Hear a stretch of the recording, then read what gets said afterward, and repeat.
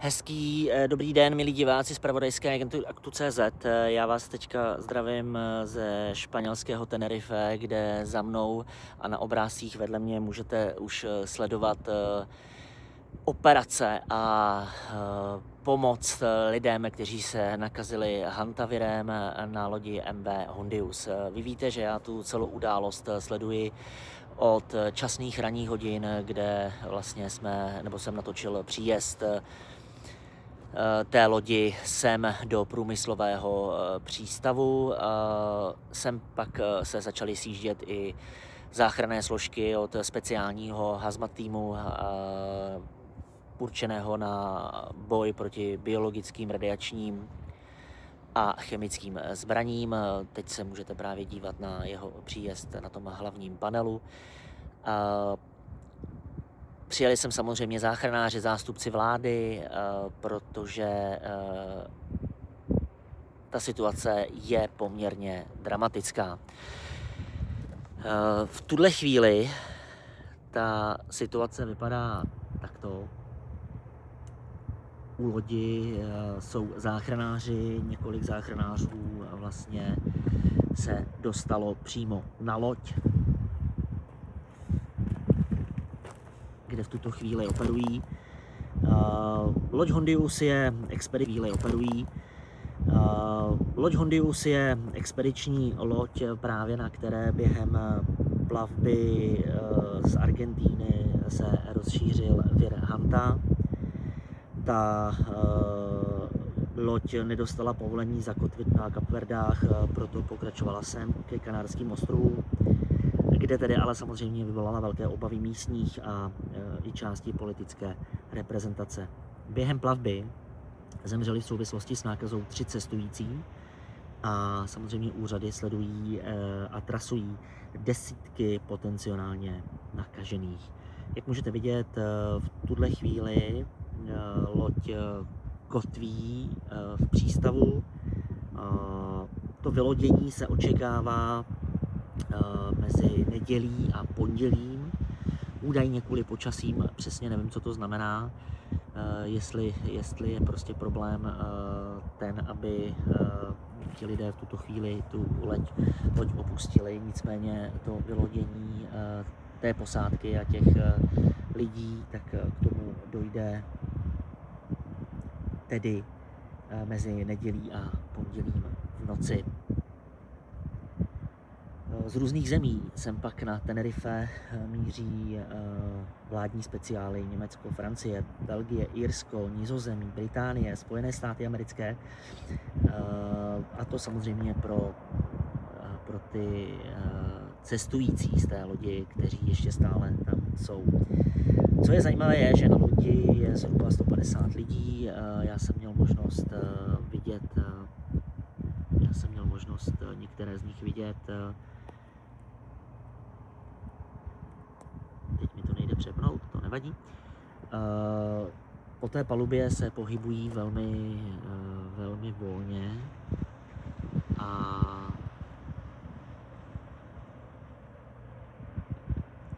jenom ale samozřejmě v malém množství. Co se týká viru Hanta, tak zemřel nizozemský pár, který na té lodi byl. Z dostupných informací víme, že ten pár fotil, jestli se nepletu, tak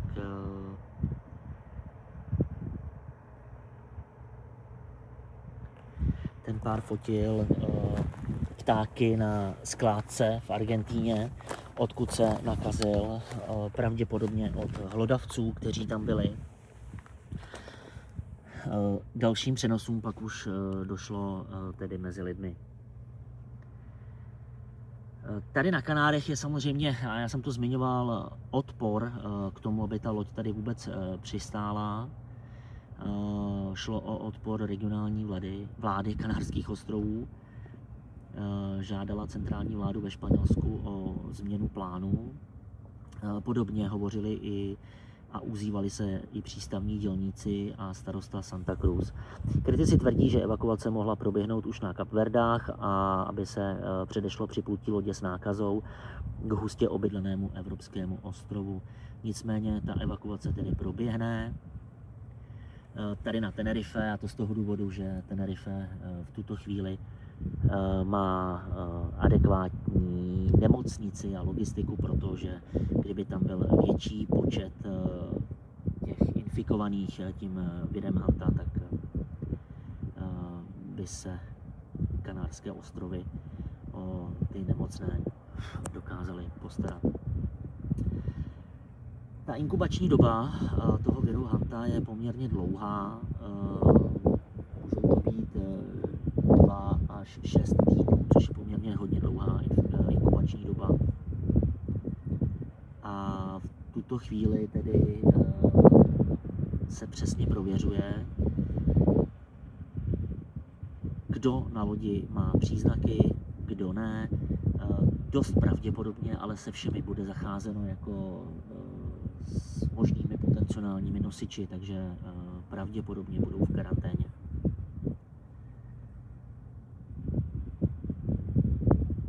A nebo ta opatření budou taková, jako by byly v karanténě. Mezinárodní zdravotnická organizace v souvislosti s tímto upozorňuje, že nejde o začátek nové pandemie a riziko pro širokou veřejnost je nízké. Samozřejmě v tuto chvíli se všichni soustředí na to, aby se dohledávaly možné kontakty a izolovaly se exponované osoby, protože podle mých informací část lidí cestujících z lodi na Kapverdách zmizela. V tuto chvíli tedy není jasné, kde jsou, s kým se stýkají, koho potkali. Jak můžete vidět tady z těch záběrů, tak samozřejmě na lodi není žádná panika, evidentně posádka je dobře vycvičená, všichni mají tedy nasazené roušky a na palubu chodí opravdu jenom v omezeném množství. Až doteď se Světová zdravotnická organizace domnívala a odborníci, že vir Hanta se nepřenáší z člověka na člověka, ale argentinská odnož viru Hanta ukázala, že to tak úplně pravda není a už jsou zaznamenány přenosy Hantaviru z člověka na člověka. Ten přenos v tuto chvíli není úplně přesně zmapován, pravděpodobně jde o osoby, které byly fyzicky v kontaktu a hovoří se o velmi, velmi těsném kontaktu.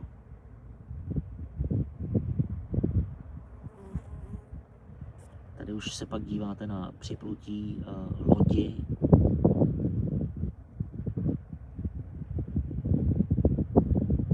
Do přístavu Granadilla de Abona na ostrově Tenerife. Dnes kolem 6. hodiny ráno, 7. hodiny ráno našeho času, protože na Tenerife je časový posun. Chvilku to vypadalo jako loď duchů, protože nebyla vidět ani posádka na té lodi takhle v noci.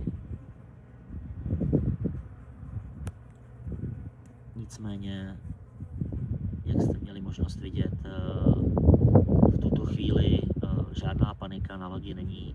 Vše probíhá v poklidu, pracovníci, zdravotničtí pracovníci dělají svoji práci, pravděpodobně v tuto chvíli testují všechny osoby,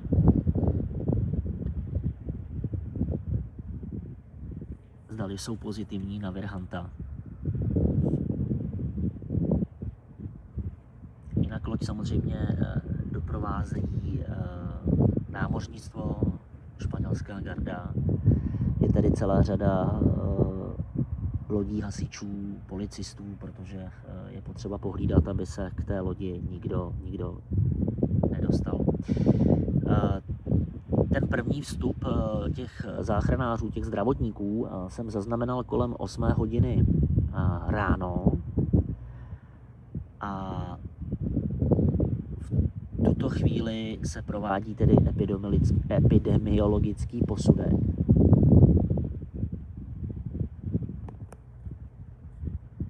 A na základě toho se budou provádět evakuační práce.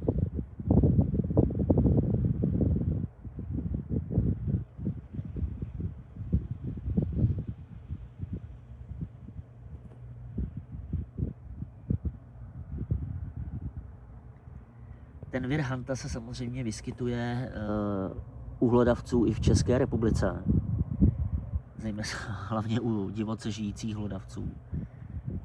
A paradoxně to nejsou ani krysy, ani potkaní, ale různí hraboši.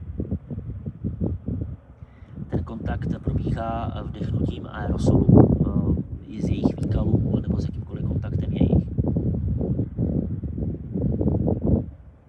Ten přenos člověka na člověka tedy, jak jsem říkal, tak je velmi vzácný, nicméně tady na lodi MV Hondius se potvrdil a jedná se tedy o odnož viru typ viru Andes a jde konkrétně o argentinský typ viru. Nákaza pak samotným virem může vést k plicnímu syndromu, to znamená, že se vám bude špatně dýchat, budete mít dýchací problémy. Ty příznaky se podobají chřipce, horečka, únava, bolest svalů, nevolnost, zvracení. A později se to pak může projevit například a může to vést až k selháním plic. Ta smrtnost viru se pohybuje mezi 5 až 10%, záleží, jak silnou nálož toho viru obdržíte. Problém je, že na hantavirus neexistuje specifická antivirová léčba. Takže se ten vir dá léčit jenom opravdu těžko. V tuto chvíli tedy probíhají různá epidemiologická vyšetření na té lodi a průzkum a bude se volit vhodný postup vhodný postup na možné vylodění těch cestujících z lodi. Já samozřejmě zůstávám na místě, tu událost sleduji, přihlásím se například také z letiště, ale to pravděpodobně až v pozdních odpoledních či večerních hodinách, kdy ti cestující budou prohlédnuti, zkontrolováni a ti bez příznaku budou evakuováni evakuačními autobusy za přísných hygienických podmínek na letiště a tam nastoupí každý do svých speciálů, které různé evropské země a Spojené státy americké, mimo jiné a Velká Británie, vyslali pro cestující, kteří na lodi zůstali. Pro tuto chvíli